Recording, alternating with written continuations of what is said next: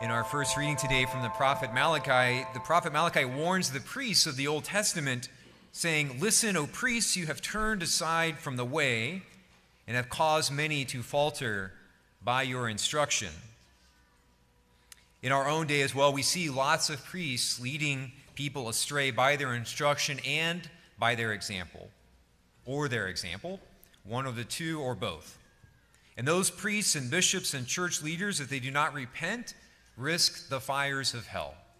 We've seen great scandal in our own day, and it's been around for the last 2,000 years of the Catholic Church's history. Great scandal amongst different popes, bishops, and priests. And our world continues to be plagued by those examples in many situations. St. Paul, on the other hand, provides in our second reading today to the Thessalonians a great summation of his approach, and it should be our approach as well.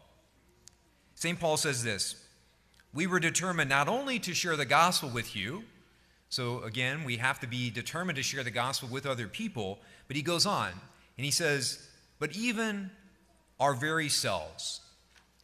St. Paul is saying, not only did we desire to share the gospel with you, which we did, but we also desired and shared our very selves with you. And I think in our own world, in our own culture today, in a special way, this is so much, it's critical that other people see our desire to lay down our lives for these other people that we are then hoping to preach the good news of the gospel to, right? So many different gospels and so forth are being preached, and a lot of times everyone in our world is, or at least in our communities in our world, are confused about which is the true gospel. And so I think, again, that particularly in our own day, I think it's important for us, or for them to see us being, first of all, willing to lay down our lives for them.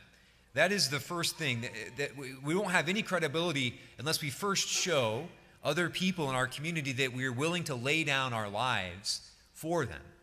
And then only after they see that willingness and in fact are doing that for them, that we can then be able to preach the good news of the gospel to them.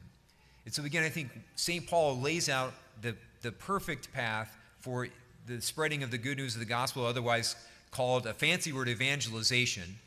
He gives us the recipe for successful evangelization, not only 2,000 years ago, but also in 2023. And again, that is, first of all, laying down our lives for all of those who are in our community and our friends, and then preaching the good news of the gospel. So I think this morning, all of us here probably know 3 or 4 people who need to hear the good news of the gospel.